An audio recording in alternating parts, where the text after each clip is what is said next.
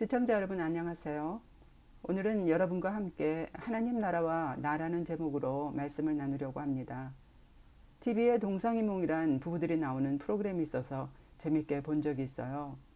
동상이몽은 겉으로는 같이 행동을 해도 속으로는 서로 딴 생각을 할 때 쓰는 말이죠. 그런데 이 동상이몽이란 말이 바로 하나님과 지금 교회의 관계를 보여주는 말이 아닐까 생각해 봅니다. 왜냐하면 하나님과 우리가 원하는 것이 서로 다르기 때문이에요. 하나님의 소망은 이 땅에 하나님의 나라가 임하는 것입니다. 그런데 우리가 원하는 것은 내가 세상에서 복받고 잘 되는 것이에요. 우리는 하나님의 나라가 이 땅에 임하게 해달라고 주기도문을 암송하지만 실제로는 하나님 나라에 대해 그리 큰 관심이 없이 살아갑니다. 하나님 나라와 나는 어떤 관계가 있을까요? 신앙생활을 한 지가 오랜데도 여전히 하나님 나라가 모호하고 막연하기만 하신가요? 그렇다면 여러분은 가장 중요한 것을 놓치고 있는 거예요. 신자에게 하나님 나라는 신앙생활의 목적이며 우리가 나아가야 할 방향을 보여주는 목표가 되기 때문입니다. 그래서 오늘은 하나님 나라가 왜 내게 중요한지에 대해 여러분께 말씀드리려고 합니다. 성경의 주제는 한마디로 말해 하나님 나라입니다. 하나님의 소망은 우리의 왕이 되셔서 우리를 다스리시며 영원히 우리와 함께 하시는 것이에요. 예수님 사역의 중심 메시지도 하나님 나라였어요. 누가복음 4장 43절을 한번 볼까요? 예수께서 이르시되 내가 다른 동네에서도 하나님의 나라 복음을 전하여야 하리니 나는 이 일로 보내심을 입었노라. 이 말씀처럼 예수님이 세상에 오신 이유가 바로 이것 때문이었어요. 예수님은 오셔서 하나님 나라를 전파하시고 가르치시며 병을 고치시고 기적을 행하심으로써 실제로 하나님 나라가 어떤 것인지를 사람들에게 보여주셨어요. 또 사도행전 1장 3절을 보면 부활하신 후 승천하시기 전까지 40일 동안 세상에 계셨을 때도 제자들에게 하나님의 나라의 일을 가르치셨다고 말합니다. 또 주기도문이나 먼저 그의 나라와 그의 의를 구하라는 마태복음 6장 33절 말씀만 봐도 하나님 나라가 예수님 설교의 중심 주제였음을 잘 알 수 있어요. 그러나 지금은 하나님 나라가 더 이상 설교의 중심 메시지가 아닌 것을 봅니다. 지금 교회에서 우리가 주로 듣는 설교들은 하나님 나라가 초점인 천국 복음이 아니라 대부분 이 땅의 삶을 위한 인간 중심적인 설교들이에요. 그래서 신자들의 마음은 차츰 하나님 나라에서 멀어졌고 결국 우리는 하나님 나라라는 목표를 잃어버리게 되었어요. 대부분의 신자들이 구원받은 것에만 안주해 있습니다. 우리 대부분은 마치 목적지를 잃고 표류하는 배와 같은 신앙생활을 하고 있는 것입니다. 우리가 세상을 바라보며 사는 이유는 하나님 나라라는 목표를 놓쳤기 때문이에요. 그래서 우리는 놓쳐버린 하나님 나라를 반드시 다시 회복해야만 해요. 그러려면 무엇보다도 먼저 예수님과 제자들이 전했던 천국 복음이 다시 교회 안에 회복되어야만 합니다. 천국 복음의 주제들은 무엇일까요? 천국 복음은 죄에 대한 회개와 부활, 천국과 지옥, 예수님의 재림과 심판, 예수님의 왕권과 하나님의 나라에 대해서 말합니다. 그래서 영혼들을 깨워서 하나님의 나라를 소망하며 하나님 나라를 구하며 살게 합니다. 그런데 지금 교회는 이런 주제에 대해 말하면 마치 신비주의나 종말론자처럼 취급하는 분위기가 되었어요.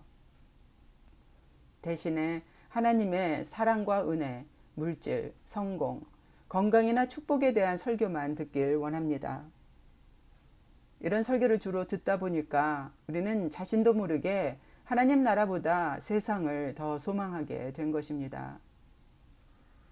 하나님 나라는 예수님께서 처음으로 선포하셨던 것은 아니에요. 구약 때도 수많은 선지자들이 와서 한결같이 장차 오실 메시아와 그분의 왕국에 대해서 선포했습니다.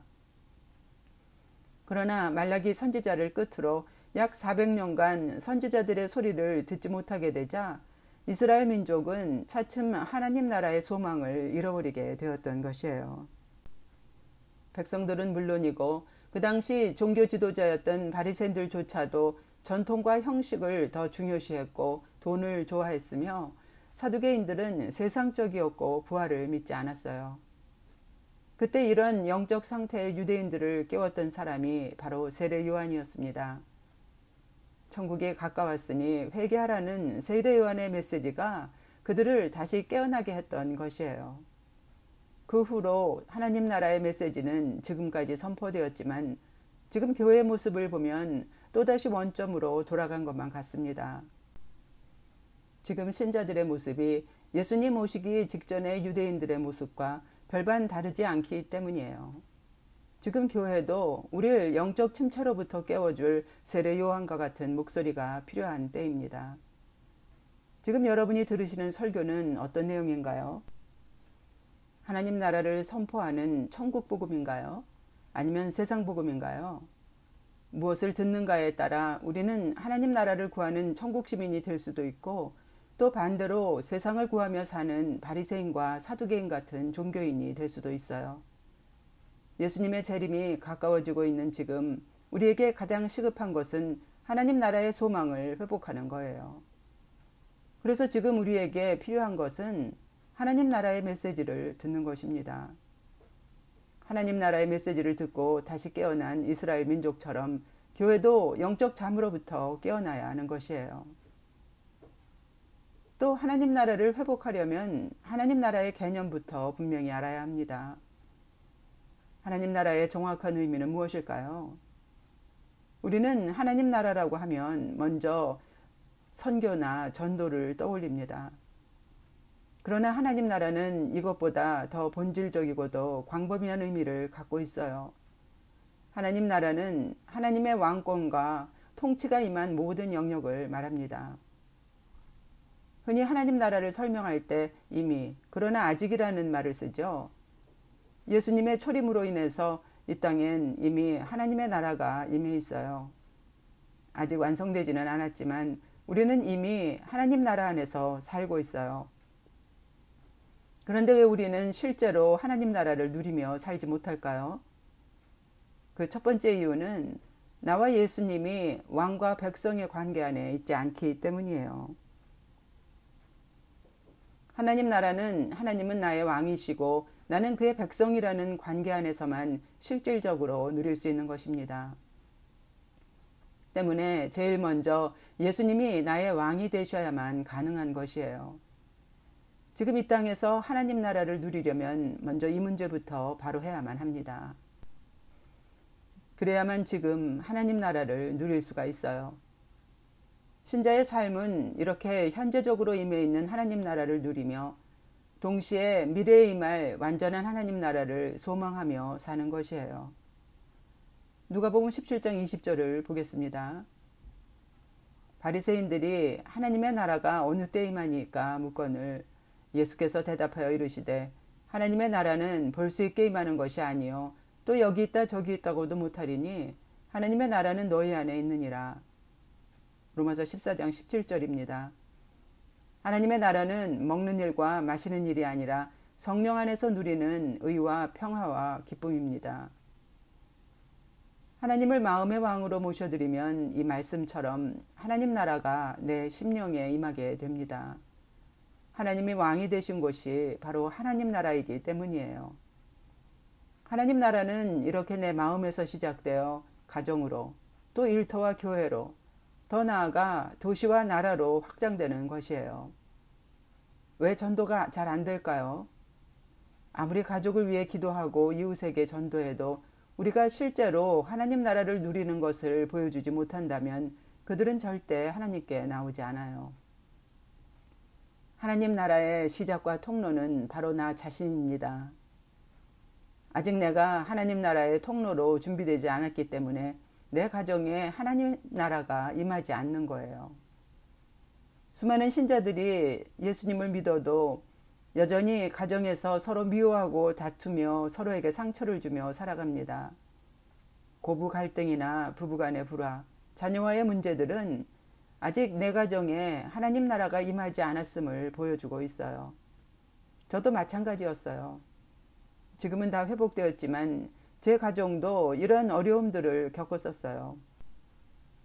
주일날엔 온 가족이 함께 교회를 다니며 겉으로 보기에는 아무런 문제가 없어 보였지만 실제로는 가정 안에선 미움과 갈등으로 인해 고통 속에 살았던 때가 있었습니다. 신자의 삶에는 반드시 하나님 나라가 임해 있는 증거인 기쁨과 평안이 있어야만 합니다. 그래야 가족들도 하나님 나라로 인도할 수 있어요. 내 안에 먼저 하나님 나라가 있어야 그들도 하나님 나라에 들어가도록 도울 수 있는 것입니다. 그런데 많은 분들이 이런 가정의 문제는 무시한 채 교회 일 또는 전도나 선교만이 하나님 나라를 구하는 것이라고 생각합니다. 예전에 어떤 분이 하나님 나라를 구하는 것이 실제로 어떻게 하는 것이냐고 제게 물었던 적이 있었어요. 의외로 많은 분들이 어떻게 하는 것이 하나님 나라를 구하는 것인지 잘 모른 채 신앙생활을 합니다. 왠지 아십니까? 여러분 마음에 하나님 나라가 아직 없기 때문이에요. 마태복음 15장 8절 말씀을 한번 보실까요? 이 백성이 입술로는 나를 존경하나 마음은 내게서 멀도다. 사람의 계명으로 교훈을 삼아 가르치니 나를 헛되이 경배하는도다. 바리새인들의 외식적인 신앙의 원인은 그들의 마음에 있었어요. 겉으로는 하나님을 잘 섬기는 것처럼 보였어도 마음으론 하나님을 경외하지 않았기 때문에 하나님의 말씀에 순종하지 않은 거예요. 그렇기 때문에 예수님은 그들의 예배가 헛되다고 하셨어요. 여러분이 드리는 예배는 어떨까요? 여러분 마음의 보좌엔 누가 앉아 있나요? 예수님을 주인으로 모심으로 순종하며 살고 계신가요? 빠짐없이 주일 성수하고 11조를 드린다 해도 여러분 마음의 보좌에 여전히 여러분이 주인으로 앉아서 자기 뜻대로 살고 있다면 하나님께서는 여러분의 예배를 받지 않으실 것입니다. 삶에 순종이 없는 예배는 진짜 예배가 아니기 때문이에요. 여러분의 예배가 헛되지 않게 하십시오. 예배는 마음의 문제입니다. 그래서 하나님께서 원하시는 것은 바로 우리의 마음이에요. 하나님이 우리 마음의 주인이 되셔야 그것이 비로소 하나님 나라가 되는 것입니다. 첫 단추부터 바로 하십시오. 하나님 대신 자신이 주인이 되어 살았음을 하나님께 고백하고 회개하십시오. 그리고 예수님을 나의 왕으로 모셔드리세요. 예수님을 나의 왕으로 모신다는 말은 내 삶의 통제권을 하나님께 완전히 드린다는 뜻입니다. 예수님께서 여러분 마음의 보좌에 왕으로 앉으셔서 여러분의 삶을 통치하실 때 여러분은 비로소 영혼들을 하나님 나라로 인도할 수 있는 통로가 될 것입니다. 첫 단추를 바로 꿰면 나머지 단추들은 자연히 제자리를 찾아가는 것처럼 여러분 안에 하나님 나라가 임하면 여러분을 통해서 여러분의 가족들도 차츰 하나님 나라로 들어오게 될 것입니다. 만일 우리가 하나님 나라를 놓치게 되면 어떤 일이 일어날까요? 우리 마음에 하나님 나라 대신 세상이 들어오게 됩니다. 그래서 하나님의 말씀보다 세상의 가치관과 방식을 따르는 종교적이고 기복적인 신앙으로 변질되는 것이에요. 지금 신자들에게서 볼 수 있는 형식적이고 율법적인 신앙, 세상적이며 기복적인 신앙, 이기적인 신앙, 또 교회 안의 분쟁과 분열은 신자들이 하나님 나라를 놓쳤기 때문에 일어나는 현상들이에요. 그래서 야고보는 세상적인 신자들에게 이렇게 경고했어요. 야고보서 4장 4절입니다. 간음하는 사람들아, 세상과 벗된 것이 하나님과 원수됨을 알지 못하느냐?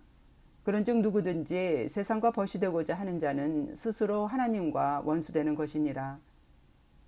하나님 나라 대신 세상을 구한다면 세상에선 잘 살지 몰라도 결국 세상과 함께 망하게 될 것입니다. 또 예수님은 바리새인들에게 이렇게 경고하셨어요. 마태복음 23장 13절입니다. 화 있을진저 외식하는 서기관들과 바리새인들이여, 너희는 천국문을 사람들 앞에서 닫고 너희도 들어가지 않고 들어가려 하는 자도 들어가지 못하게 하는도다. 마태복음 21장 43절입니다. 그러므로 내가 너희에게 이르노니 하나님의 나라를 너희는 빼앗기고 그 나라의 열매 맺는 백성이 받으리라. 종교 생활을 하는 것은 천국문을 닫는 것이라고 말씀하십니다. 그래서 하나님 나라에 자기도 들어가지 못하고 다른 사람도 들어가지 못하게 한다고 말씀하세요. 그래서 결국은 하나님 나라를 빼앗기게 될 것이라고 말씀하십니다. 하나님 나라를 빼앗긴다는 것은 지금 하나님 나라를 누리지 못하는 것은 물론이고 영원히 천국에 들어가지 못하게 된다는 뜻이에요. 지금 하나님 나라를 놓치고 있습니까? 혹시 여러분 앞에 천국 문이 닫혀 있지는 않을까요? 세상만 바라보고 종교 생활만 하다가 영원히 멸망하지 않도록 지금 회개하고 돌이키십시오. 지금 하나님 나라를 놓치고 있다면 모든 것을 놓치게 될 것입니다. 교회가 하나님 나라를 놓치고 있기 때문에 대신 신천지 같은 이단이 하나님 나라를 가지고 신자들을 미혹하고 있어요. 왜 사람들은 신천지 교리에 미혹되는 걸까요? 무엇이 저들을 신천지에 끌리게 만드는 걸까요? 신천지 교리의 핵심 주제가 하나님 나라이기 때문이에요. 저들은 신천지가 시작된 해에 새하늘과 새 땅이 이미 이 땅에 임했다고 가르치며 자기들 마음대로 지상 천국과 천년왕국을 풀어서 신자들에게 가르칩니다. 예수님의 재림과 하나님 나라를 위해 하나님께서 성령님을 육신으로 보내셨는데 그 사람이 바로 이만희시라는 거예요. 예수님도 육신을 입고 오셨으므로 보혜사 성령님도 육신으로 올 수 있다고 주장합니다. 이런 황당무계한 소리에 누가 넘어갈까 싶지만 현실은 매달 중형교회 사이즈의 교인들 숫자가 신천지로 넘어가고 있다고 합니다. 신천지 신자들은 기성교회 신자들과 비교할 수 없을 정도로 헌신적이에요. 자기들이 진리라고 믿는 것에 올인하는 삶을 살고 있어요. 무엇이 그들을 이렇게 헌신하게 만든 걸까요? 비록 거짓이고 미혹이지만 기성교회가 보여주지 못한 하나님 나라를 신천지가 대신 그들에게 보여주었기 때문이에요. 예수님께서 천국을 비유로 설명하실 때 천국은 마치 밭에 감추인 보화와 같다고 하셨어요.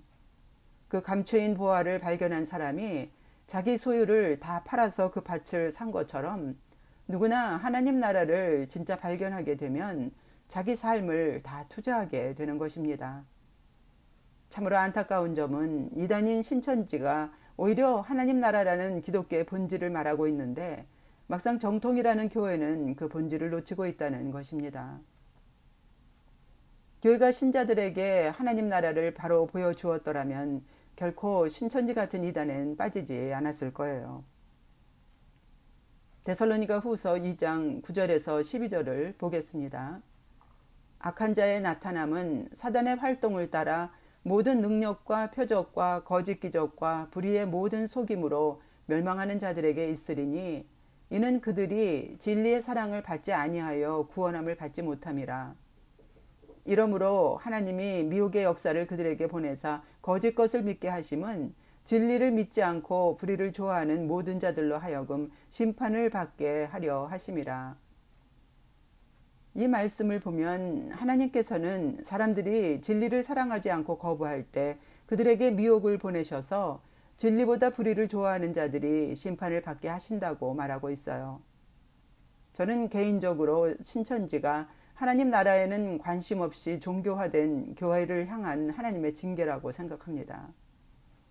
정말 교회가 바뀌지 않는다면 앞으로 얼마나 더 많은 신자들이 신천지 같은 이단에 미혹될지 참으로 안타깝기만 합니다. 때문에 사실 신천지나 이단보다 더 경계해야 할 것은 교회 안에 이미 만연해 있는 종교성이에요. 신앙생활이 오래되면 믿음이 좋아지기보다는 도리어 종교적이 될 수 있어요. 종교적인 믿음이 이단보다 더 해로운 것은 자신의 영혼이 서서히 죽어가고 있는 것도 모르고 자기는 아무런 문제가 없다고 믿기 때문이에요. 종교성의 배후는 마귀입니다. 그래서 종교적이 되면 자신도 모르게 성령의 일을 거부하게 되고 결국엔 성령을 회방하는 죄까지 짓게 되는 거예요. 예수님 때도 성령을 회방하고 예수님을 죽인 무리는 하나님을 모르는 자들이 아니라 바로 하나님을 믿는 바리새인들이었음을 잊지 마십시오. 하나님 나라라는 진리를 놓칠 때 종교적이 되고 미혹된다는 것을 잊지 마시고 하나님 나라를 놓치지 않도록 깨어 있어야 합니다. 예수님께서 오셔서 통치하실 천년왕국이 다가오고 있습니다. 세상 역사는 그 마지막을 향해 빠르게 진행되고 있어요. 여러분은 그 나라에 들어가기 위해 지금 어떤 준비를 하고 계신가요? 언제 휴거가 있을지, 짐승의 표는 무엇일지, 적그리스도는 누구일지, 이런 것에 신경 쓰는 것이 주님의 재림을 준비하는 것이 아니에요. 우리를 구원하시기 위해 어린 양이 되셨던 예수님은 다시 오실 때는 심판하시는 왕으로 오십니다. 계시록 19장은 다시 오실 예수님을 이렇게 묘사하고 있어요. 그의 입에서 예리한 검이 나오니 그것으로 만국을 치겠고 친히 그들을 철장으로 다스리며 또 친히 하나님 곧 전능하신 이의 맹렬한 진노의 포도주 틀을 밟겠고 그 옷과 그 다리에 이름을 쓴 것이 있으니 만왕의 왕이요 만주의 주라 하였더라. 우리가 지금 힘써야 할 것은 예수님을 왕으로 높여드리고 나의 왕으로 섬기는 삶을 사는 것입니다. 왕이신 예수님께 합당한 영광과 존귀를 드리며 그분의 다스리심에 순종하는 삶을 사는 것이에요. 이것이 바로 하나님 나라를 누리며 또 하나님 나라를 구하며 사는 삶이에요. 만왕의 왕이시며 만주의 주 되신 예수님을 위해 그분을 섬기며 그분의 나라를 구하며 사는 것은 우리에게 부담이고 고난이 아니라 오히려 축복이며 영광인 것입니다. 다윗은 이렇게 고백했어요. 왕이신 나의 하나님이여 내가 주를 높이고 영원히 주의 이름을 송축하리이다. 이 다윗의 고백이 저와 여러분의 고백이 되길 원합니다. 우리가 이렇게 예수님을 나의 왕으로 섬긴다면 당연히 그분의 나라가 이 땅에 임하길 구하게 될 것입니다. 예수님을 왕으로 섬기면 섬길수록 하나님의 나라도 그만큼 더 소망하게 될 것입니다. 우리의 왕 되신 예수님을 사랑함으로 하나님의 나라를 위해 충성하며 사는 저와 여러분이 되시길 바라며 시청해 주셔서 감사합니다.